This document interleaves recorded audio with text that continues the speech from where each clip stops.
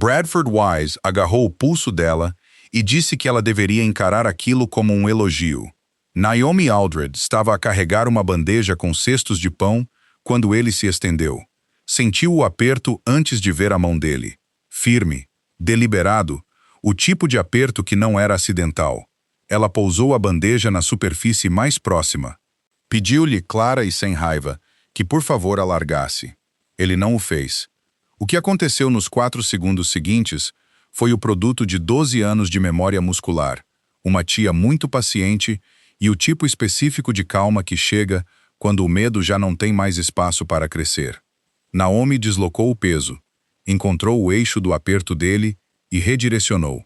Bradford Wise, magnata de capital de risco de 43 anos, um homem que nunca na vida tinha sequer considerado o que uma mulher com sapatos de trabalho sensatos seria capaz de fazer, caiu no tapete da sala de jantar privada do Oldgate Grand Hotel com força suficiente para fazer tremer os cristais da mesa mais próxima.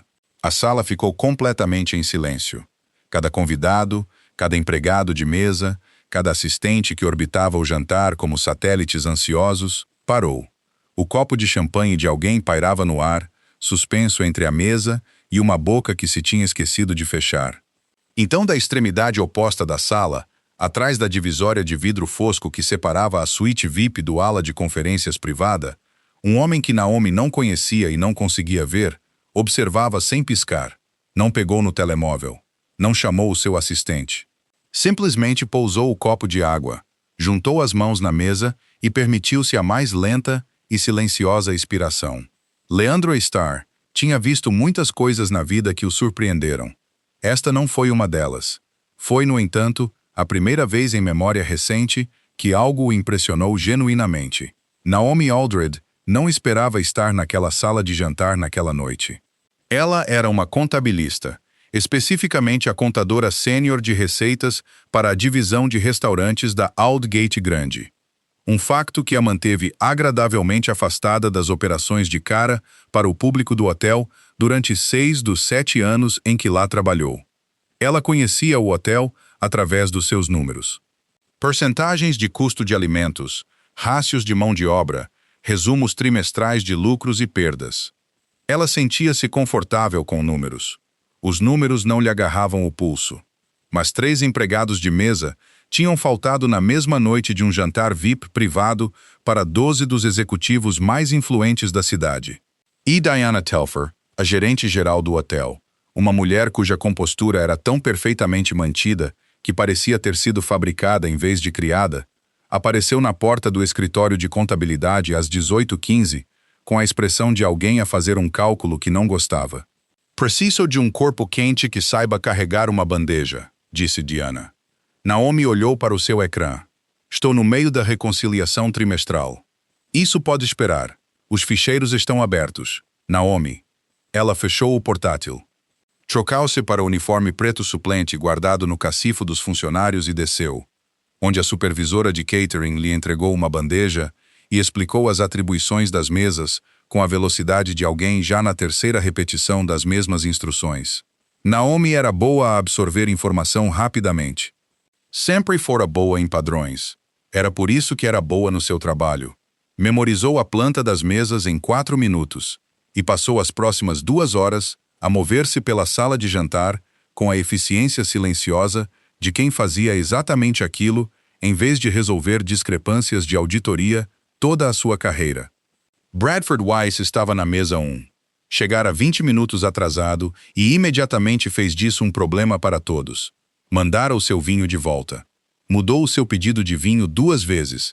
Interrompeu o empregado de mesa ao lado de Naomi a meio de uma frase para fazer uma pergunta e depois não ouvir a resposta.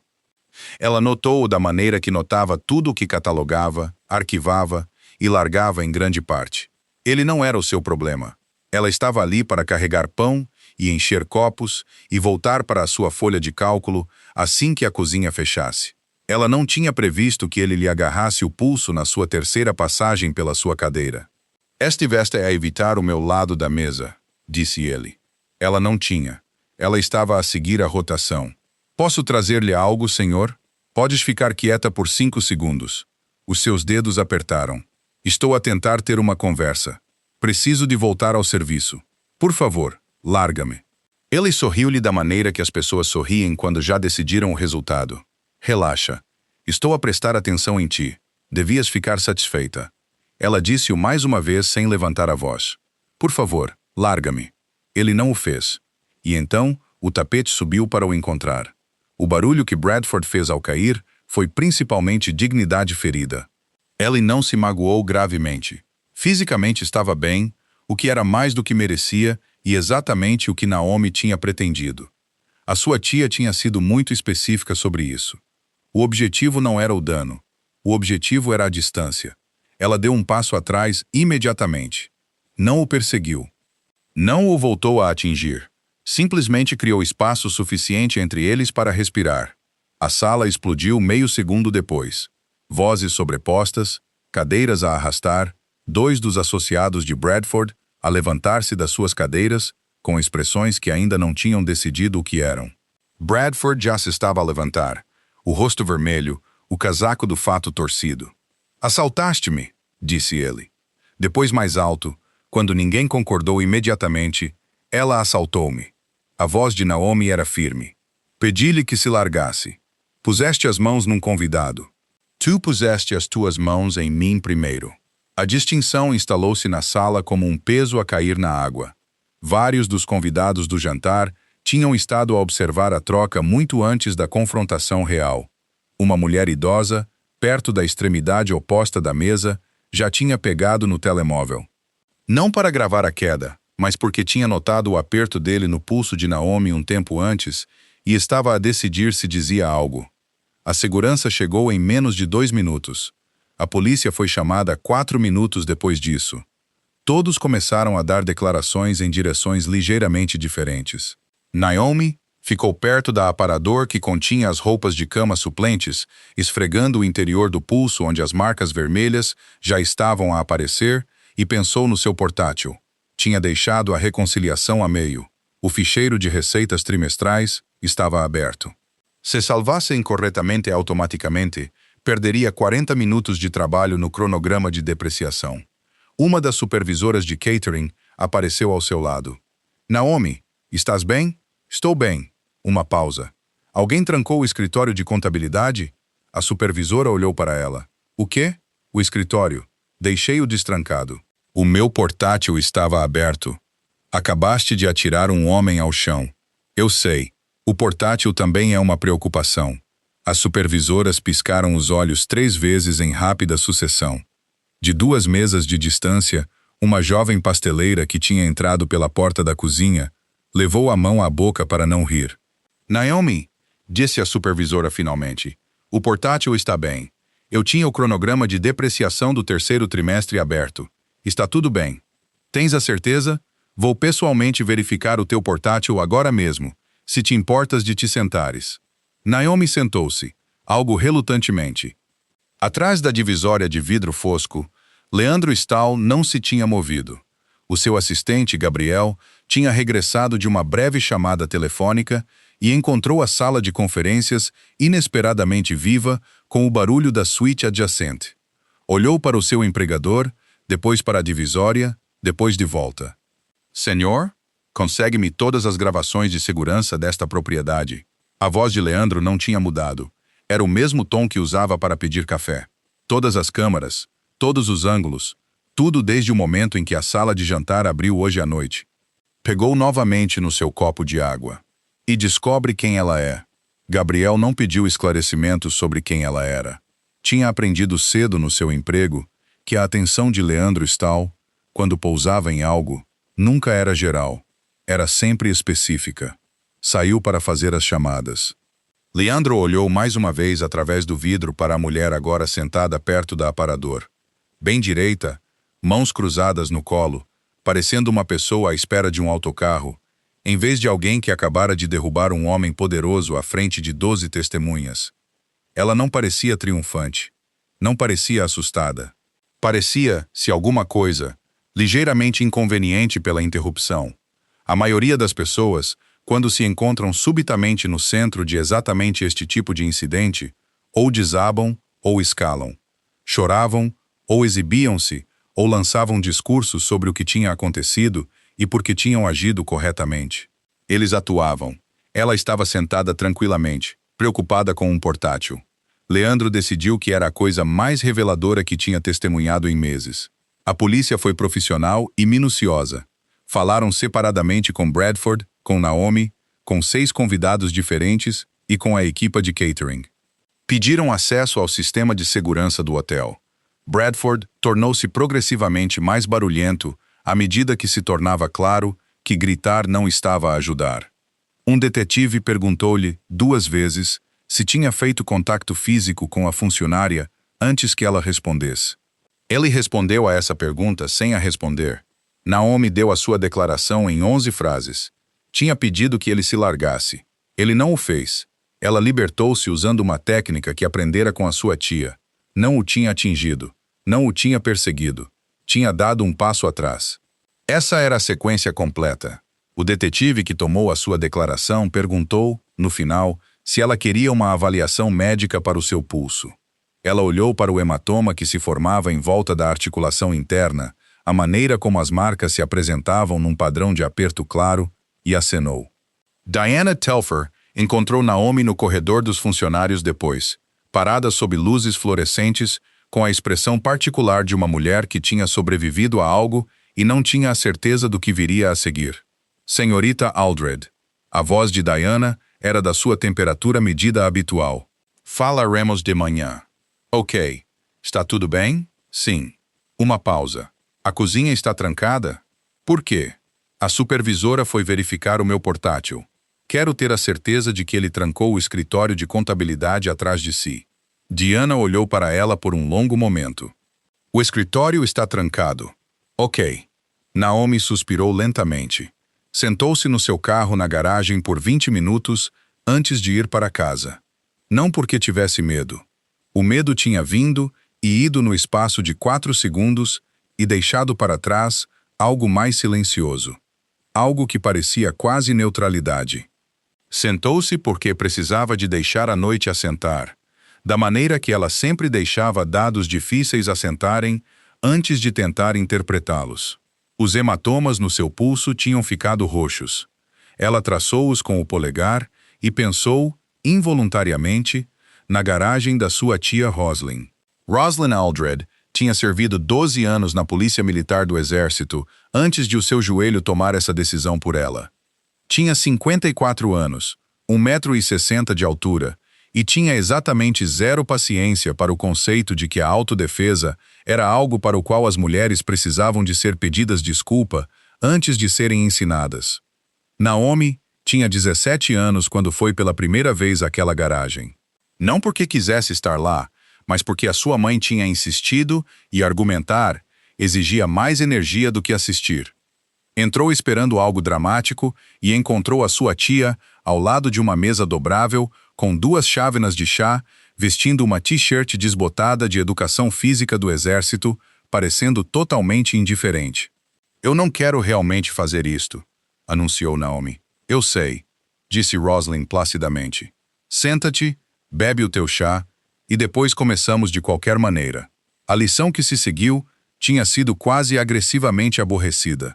Sem lutas, sem sacos de pancada, sem nada que se parecesse com o que os filmes prometiam que a autodefesa parecia. Apenas Roslyn pegando no seu pulso muito gentilmente e mostrando-lhe a geometria de como as articulações se moviam e, mais especificamente, como não se moviam. Lutar é um último recurso, disse Roslyn, e quase nunca é necessário. O que é sempre necessário, o que funciona em todas as situações, é criar distância. Ela ajustou a postura de Naomi com 2 dedos. Não precisas de dominar alguém. Precisas de criar espaço suficiente para te afastares. É isso. Essa é toda a lição. Isso não parece autodefesa. Não, parece física. Roslyn sorriu, o que é consideravelmente mais confiável.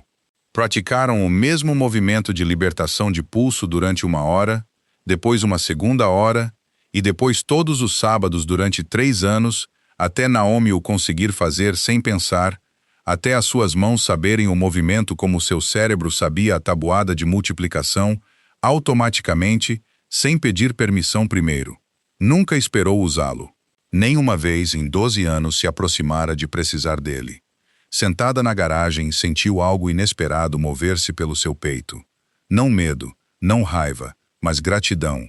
Gratidão silenciosa e específica por uma tia que tinha passado incontáveis manhãs de sábado numa garagem fria, ensinando-lhe algo que não supostamente era necessário e acabou por ser tudo. Disse, para ninguém: "Estiveste certa, tia Rose." O seu telemóvel vibrou. O nome da sua tia estava no ecrã. Ela atendeu. "Vi algo nas notícias", disse Rosalind sem preâmbulo. "Estou bem." "Eu sei que estás bem. Eu ensinei-te a estar bem." Uma pausa. "Estás realmente bem?" Naomi riu, e isso surpreendeu-a. Da maneira que o riso por vezes te surpreende depois de um longo dia, chegando antes de lhe teres dado permissão. "Estou realmente bem." "Bom." Outra pausa. "Como está o pulso?" "Machucado." "Fotografa." "Já fotografei." "Boa menina." Uma pausa, e depois mais suave. "O teu pai teria ficado muito orgulhoso." A risada transformou-se em algo mais, brevemente. Naomi pressionou os dedos na ponte do nariz e ficou em silêncio por um momento. "Vai para casa", disse Rosalind. "Come alguma coisa. Dorme." Ela fez. De manhã, a gravação estava em todo lado. 14 segundos. Gravação de telemóvel, ligeiramente desfocada, capturada por alguém na extremidade oposta da sala de jantar, que apanhara o momento em que Bradford caiu, mas nada antes disso. Na gravação, Naomi estava de costas para a câmera. A queda de Bradford parecia, dependendo de quem assistia, ou um assalto ou um truque de magia. A internet dividiu-se da maneira habitual. Ela não devia ter tocado nele. Ela tinha todo o direito. Olha a diferença de tamanho. O tamanho não devia importar. Ninguém tem contexto. Não sabemos o que aconteceu. As pessoas discutiam sobre o que não tinham visto sem mencionar o que não sabiam. Bradford Weiss deu uma declaração fora dos escritórios do seu advogado às 9 da manhã, vestindo um fato novo e uma expressão de ferimento composto. Falou sobre a santidade da hospitalidade. Falou sobre os padrões profissionais de conduta. Não mencionou o padrão de aperto deixado no interior do pulso de uma mulher pelos seus próprios dedos. Um repórter perguntou, enquanto ele se virava para sair, se as testemunhas tinham confirmado que ele tinha feito contato físico com a funcionária antes que ela respondesse. Bradford disse que tinha respondido a perguntas suficientes. Afastou-se antes que alguém pudesse fazer outra. Diana Telfer chamou Naomi ao seu escritório às 10. A conversa foi profissional, cuidadosa e decepcionante da maneira específica que pessoas competentes às vezes nos decepcionam. Não através da crueldade, mas através da lacuna entre o que veem e o que escolhem dizer. "A gravação está sob revisão", disse Diana. "Até que a investigação conclua, estou a colocá-la em licença administrativa remunerada." Naomi esperava algo assim. Tinha passado a manhã a reconciliar o sentimento. Por quanto tempo? Até o departamento jurídico limpar. Diana encontrou os seus olhos. "Acreditou no que aconteceu, Naomi. Quero que entendas isso. Mas a reputação do hotel também é minha responsabilidade." Diana pareceu, brevemente, como alguém a carregar mais peso do que a sua postura demonstrava. "Lamento. Não tenho uma resposta melhor agora." Naomi acenou uma vez. "Posso buscar o meu portátil do escritório de contabilidade?" "Sim. Vou terminar a reconciliação do terceiro trimestre de casa. O cronograma de depreciação está quase pronto. Posso enviá-lo por Naomi." A voz de Diana mudou ligeiramente. "Não tens de fazer isso." "Eu sei." Pegou na sua mala. "Quero fazê-lo." Ela estava quase à porta quando Diana disse, em voz baixa, "A planta no teu escritório, aquela junto à janela." Naomi parou. "Precisa de água a cada 3 dias, mais ou menos." Continuou Diana com o tom cuidadoso de alguém a dizer outra coisa completamente diferente. "Vou garantir que alguém acompanhe." Naomi ficou à porta por um momento. "Obrigada." Ela quis dizer mais do que apenas pela planta. Pensou que Diana sabia. Do outro lado da cidade, num edifício que não constava em nenhum registro público em nome de Leandro Stahl, Gabriel pousou um tablet seguro na mesa da sala de conferências. A gravação, todos os 22 ângulos dela. Leandro assistiu-a 3 vezes. Na primeira vez para entender a sequência, Na segunda vez, para confirmar o que já sabia. Na terceira vez, porque queria ter a certeza. Bradford Wise estendeu-se e agarrou o pulso de uma mulher enquanto ela fazia o seu trabalho. Ela pediu-lhe que parasse. Ele não parou. Ela libertou-se usando apenas a força necessária para criar distância. E depois afastou-se imediatamente. Ela não perseguiu. Ela não escalou. Ela removeu-se da situação. E depois, aparentemente, preocupou-se com uma folha de cálculo. Os advogados do Bradford já estão a contactar a gerência do hotel, disse Gabriel. Estão a alegar agressão. Estão a discutir a ação civil. Eles vão precisar de explicar a gravação. Podem argumentar que é ambíguo. 14 segundos é ambíguo. Leandro pousou o tablet.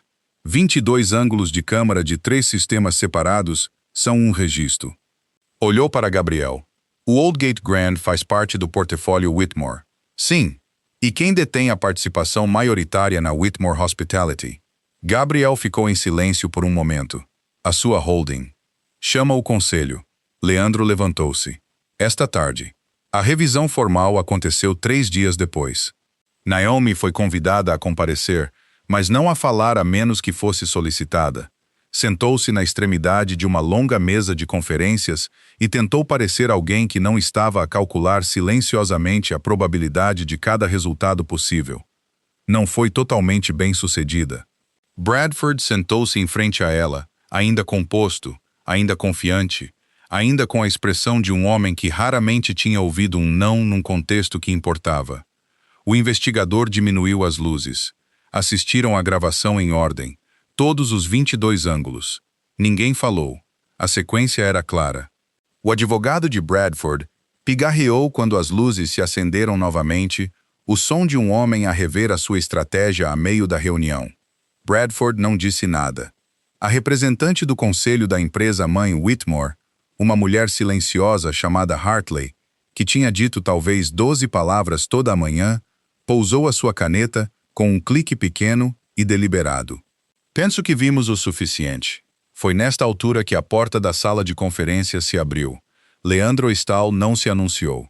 Nunca o fez. Simplesmente entrou, e a maneira particular como uma sala mudava quando Leandro Stahl entrava nela.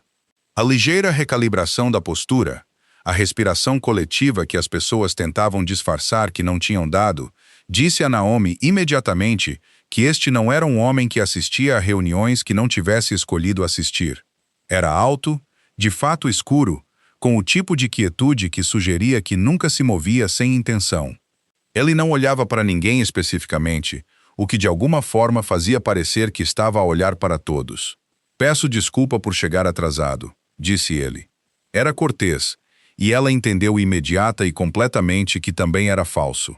Tinha chegado exatamente quando escolhera chegar. Entregou um documento a Hartley sem explicação. Ela revisou-o durante 30 segundos.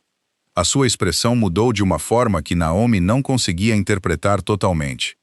O conselho da empresa-mãe aprovou isto esta manhã, disse Leandro, pegando na cadeira vazia à cabeceira da mesa, como se tivesse sido colocada ali antecipadamente.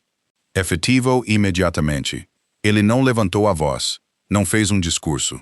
Simplesmente disse: nenhum funcionário em qualquer propriedade dentro deste portfólio enfrentará ação disciplinar por se proteger de danos físicos. A sala ficou em silêncio durante 5 segundos completos. Depois alguém perto da porta começou a aplaudir. Um dos funcionários juniores do hotel que fora solicitado a testemunhar o procedimento. Foi hesitante no início, o tipo de aplauso que se verifica a si mesmo, e depois já não foi hesitante de todo. E em segundos a sala juntou-se a ele. Empregados de mesa, pessoal da cozinha, o gerente da recepção que tinha viajado 40 minutos para estar presente. Naomi sentou-se muito imóvel. Não estava habituada a ser o centro das coisas. Estava habituada ao escritório de contabilidade. A números que faziam sentido em colunas retas, a problemas com soluções claras. Não sabia o que fazer com uma sala cheia de pessoas a aplaudirem seu nome. Levantou os olhos e encontrou Leandro Stahl a observá-la com uma expressão que não era pena e não era atuação. Era reconhecimento. Ela compreendeu naquele momento que ele não tinha feito aquilo por ela. Ele tinha feito aquilo porque um princípio tinha sido violado E ele tinha os meios para o corrigir, e ele tinha escolhido usar esses meios. Isso, pensou ela, era diferente de resgate. Isso era algo que ela podia respeitar. Ele pediu para se encontrar com ela na semana seguinte.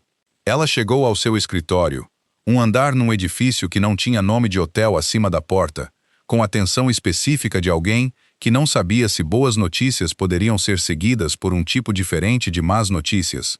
Sentou-se. Ele ofereceu café. Ela aceitou. Revisei os registros contabilísticos das propriedades Oldgate, disse ele. Ela parou. Por quê?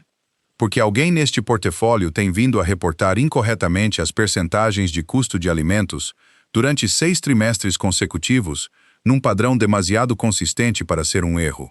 A mente de Naomi moveu-se rapidamente através do que ela sabia sobre essas contas. Moveu-se tão rapidamente que ela esqueceu, brevemente, que estava sentada numa sala com um homem que fazia as salas recalibrarem.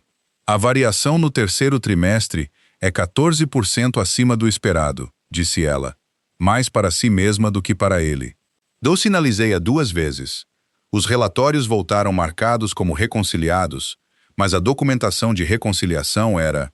Ela parou. Leandro estava a observá-la. Era o quê? Disse ele. Inconsistente. Ela olhou para cima. Pensei que era um problema de formatação. Fiz uma nota para acompanhar no novo trimestre. Não era um problema de formatação. Não. Mais 3 segundos. Não. Não era. Ele deslizou uma pasta pela mesa. Gostaria da sua ajuda para encontrar a origem. Ela abriu-a, escaneou as primeiras 3 páginas. Já conseguia ver a forma dela. O padrão disfarçado de ruído, a mesma técnica repetida em intervalos ligeiramente diferentes, para evitar acionar bandeiras automáticas. Alguém que entendia como o software de contabilidade categorizava as variações, tinha feito isso deliberadamente. Quem mais tem acesso a estas contas? Perguntou ela. 3 pessoas com acesso primário, 8 com permissões de leitura. Isso limita bastante. Sim. Ele observou-a com a atenção de alguém que estava habituado a medir pessoas e já a tinha medido. Tu vês. Não era uma pergunta. Preciso dos livros completos do primeiro e segundo trimestres, disse ela. E das aprovações de reconciliação dos últimos 18 meses. Estarão prontos amanhã de manhã. Ela acenou, fechou a pasta, olhou para ele diretamente pela primeira vez desde que se sentou. Por que eu? Ele considerou a pergunta. Porque és a pessoa que detetou a variação em primeiro lugar.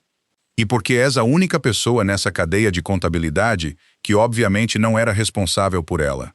Como sabes isso? Porque estavas preocupada com o cronograma de depreciação do terceiro trimestre na noite em que a tua carreira podia ter acabado. O canto da sua boca moveu-se ligeiramente. Pessoas que roubam a uma empresa não passam as suas noites preocupadas se o cronograma de depreciação está exato. Ela ficou em silêncio por um momento. Essa é uma base estranha para a confiança. É uma base precisa. Ela pensou no que a sua tia Rosalind diria. Pensou que Rosalind diria algo prático e direto e exatamente correto. Pensou que Rosalind lhe diria para confiar no seu próprio julgamento, porque o seu julgamento, no geral, era bom. Tudo bem, disse Naomi. Preciso de acesso ao sistema até às 8 de amanhã. Estará à espera. Apertaram as mãos com a formalidade de 2 pessoas que ainda não tinham a certeza do que eram uma para a outra, e ambas estavam, ela sentiu, razoavelmente confortáveis em não saber ainda. A investigação que se seguiu descobriu um controlador regional que tinha vindo a desviar pequenas quantias em várias propriedades durante 3 anos.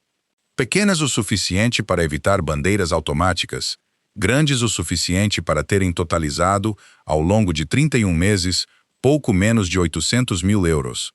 A prova foi documentada, submetida e tratada através dos canais apropriados. O controlador foi despedido. Procedimentos legais foram iniciados. Naomi recebeu uma comenda formal do conselho e uma pergunta sobre se ela tinha considerado mudar para uma função de conformidade sênior. Ela disse que pensaria sobre isso, e depois voltou para o seu escritório de contabilidade porque o encerramento do 4º trimestre estava a chegar e ela tinha receitas de restaurantes de 17 propriedades para reconciliar. A iniciativa de treino de autodefesa lançou 6 meses após o incidente. Cada novo funcionário no portfólio Whitmore, pessoal da recepção, empregadas de limpeza, empregados de mesa, trabalhadores de cozinha, funcionários de estacionamento, valetes, frequentavam uma sessão durante o onboarding. O currículo tinha sido revisto por Rosalind Aldred, que tinha concordado em consultar com a expressão particular de alguém que sempre suspeitou que as suas manhãs de sábado na garagem acabariam por se tornar o currículo de outra pessoa. As sessões não eram sobre lutar. Eram muito especificamente, deliberadamente, sobre como se afastar. Naomi dirigia o comitê de supervisão. Viajava entre propriedades 2 ou 3 dias por mês, não para dar palestras, mas para ouvir, para perguntar às pessoas o que elas precisavam, do que elas tinham medo, o que a política ainda não cobria. Ela lembrava-se de como era ser alguém que passava anos a tentar ocupar o menor espaço possível. Ela tentava garantir que as pessoas que ainda se sentiam assim encontrassem espaço no treino. 2. Leandro assistia quando podia. Ele não era, por natureza, um homem que assistia a coisas que não precisava de assistir, o que significava que a sua presença num hotel em Minneapolis para uma sessão de treino de pessoal de 40 minutos não necessitava de nenhuma explicação que nenhum dos dois oferecesse em voz alta. Ele simplesmente aparecia. Sentava-se atrás. Fazia perguntas ponderadas depois de todos os outros terem saído. Ela notou. Ela notava há meses. Numa noite de terça-feira em novembro, após a sessão de treino final do trimestre de outono, caminharam juntos pelo pátio do hotel. Ar frio, o cheiro a chuva no cimento, a cidade a baixa frequência à distância. Nenhum dos dois tinha sugerido a caminhada. Ambos tinham simplesmente acabado lá fora ao mesmo tempo, e depois continuaram a caminhar. Lembras-te do que me disseste, disse Leandro eventualmente, sobre a tua tia ensinar-te a fugir em vez de ganhar. Sim. Tenho pensado nisso. Ela olhou para ele. E ele ficou em silêncio por um momento. O modo como ele ficava em silêncio. Não por falta de coisas para dizer, mas por escolher quais as coisas valiam a pena dizer. Passei a maior parte da minha vida a ser a pessoa mais forte em todas as salas, disse ele. Era bom nisso. Ainda sou. Uma pausa. Nunca me ensinou nada tão útil como o que a tua tia te ensinou. Naomi considerou isso. Ela dir-te-ia que não é tarde demais para aprender. Ela diria, ela também te faria fazer o movimento de libertação de pulso 40 vezes antes de ficar satisfeita. Uma pausa. E depois faria chá. O chá é inegociável. Ele riu baixinho, um som que ela ouviu raramente o suficiente para ter aprendido a reconhecê-lo. Vou ter isso em mente. Caminharam um pouco mais em silêncio que, em algum momento, deixou de ser cauteloso. A jovem empregada de limpeza encontrou-a uma manhã no lobby do hotel, 3 dias antes do Natal. Tinha 19, talvez 20 anos, com a postura cuidadosa de alguém que tinha passado anos a tentar ser invisível, em salas onde a invisibilidade parecia mais segura. Tinha estado na equipa de limpeza do Aldgate Grand, na noite em que tudo aconteceu. O seu crachá dizia, Imara, Senhora Aldridge, disse ela. Naomi, disse Naomi automaticamente. Sem Mara.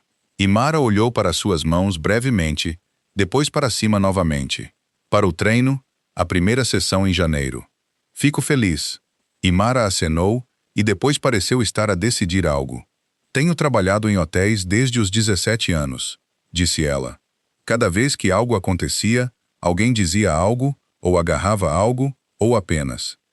Ela parou. Eu nunca disse nada porque pensei que perderia o meu emprego ou que eles não acreditariam em mim. Ou seria a minha palavra contra... Ela parou. Eu sei, disse Naomi. Eu não acho que alguma vez atires alguém como tu fizeste. Imara disse isso sem vergonha, apenas com honestidade. Espero que nunca precises, disse Naomi. Esse é o ponto. Mas saber que podes, essa parte muda algo. Ela pensou numa garagem fria e manhãs de sábado, e numa mulher que fazia chá sem pedir desculpa e ensinava à sua sobrinha que a sua própria segurança valia 1 hora do tempo de alguém todas as semanas. Mesmo que nunca uses, saber muda algo. Imara olhou para ela firmemente. Sim, disse ela. Acho que é por isso que me inscrevi. Voltou para o seu carrinho. Naomi ficou no lobby por um momento, sentindo o peso de algo demasiado silencioso para se chamar significado, mas demasiado real para ser ignorado. Pensou no seu pai, que a tinha levado à casa de Roslyn pela primeira vez, quando ela tinha 17 anos, e já meio convencida de que não precisava de estar lá.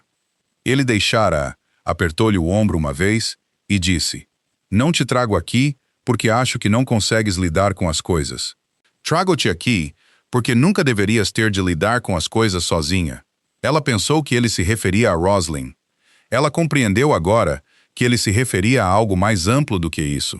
Leandro estava no escritório de contabilidade quando ela regressou, o que era invulgar.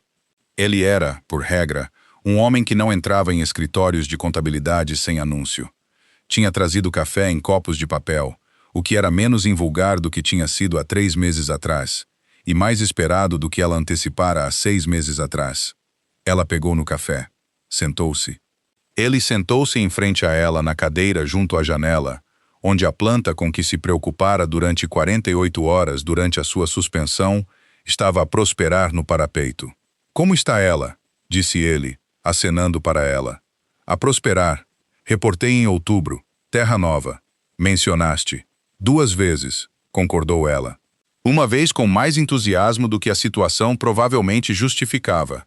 Ele sorriu, e este atingiu completamente os seus olhos, e ela tinha parado de se surpreender com isso, o que significava algo por si só. "Imara inscreveu-se no treino de janeiro", disse ela. "Eu sei. Gabriel envia-me as listas de inscrição." Ela olhou para ele. "Tu lês as listas de inscrição. Eu reviso a maioria das coisas. Tu revisas as listas de inscrição de treino de pessoal para todas as propriedades do portfólio." Ele não negou. Ela abanou a cabeça, não com frustração. "És um homem muito estranho. Já disseste isso antes." Continua a ser verdade. Ele olhou para ela através do escritório de contabilidade com um modo particular que tinha desenvolvido de a olhar, não a avaliar, não a atuar atenção, apenas genuinamente a prestá-la, como se ela fosse um problema que ele achava interessante, em vez de um que ele já tinha resolvido. "Há algo que tenho querido dizer há muito tempo", disse ele. Ela esperou. "Conheci muitas pessoas capazes", disse ele. "Pessoas que eram eficazes, pessoas que eram leais, pessoas que eram inteligentes." Ele fez uma pausa. "Muito poucas me fizeram pensar de forma diferente sobre o que a força realmente é." Ela ficou em silêncio. "Não quiseste significar nada", disse ele, "naquela noite ou depois. Estavas a fazer o teu trabalho, e depois estavas a proteger-te, e depois estavas preocupada com uma folha de cálculo. Algo moveu-se na sua cara. Mas mudaste algo em como eu dirijo as coisas, em como eu penso sobre as pessoas que trabalham para mim." Naomi olhou para sua chávena de café por um momento. "Isso foi a tia Rosalind", disse ela. "E o meu pai. E provavelmente a folha de cálculo. Possivelmente, também foste tu." Ela olhou para cima. "Admirava-te", disse ele simplesmente, antes de saber como o chamar. O escritório estava silencioso. Fora da janela, a cidade fazia o seu negócio ordinário e implacável, inconsciente de que 2 pessoas estavam sentadas numa sala cheia de números e a chegar sem cerimônia a algo para que nenhuma delas tinha planeado e ambas se tinham movido durante meses. Naomi Aldridge tinha passado a maior parte da sua vida adulta a ser boa no seu trabalho e invisível na sua própria história. Tinha dito a si mesma que preferia assim. Tinha acreditado na maior parte. Ela estendeu a mão por cima da mesa e pousou a sua mão sobre a dele. Não dramaticamente, não como uma declaração, apenas como um facto. Um facto simples e específico. Do tipo que não precisava de explicação. Ele virou a sua mão e segurou a dela. Algumas coisas não chegam com avisos. Chegam silenciosamente, sem cerimônia, e depois ficam. A maneira como bons números ficam depois de os encontrares. A maneira como a resposta certa se mantém mesmo depois de deixares de verificar a matemática. Não porque algo seja fácil, mas porque algo é finalmente verdadeiro. Foi assim que tinha acontecido. E isso, decidiu ela, era mais do que suficiente.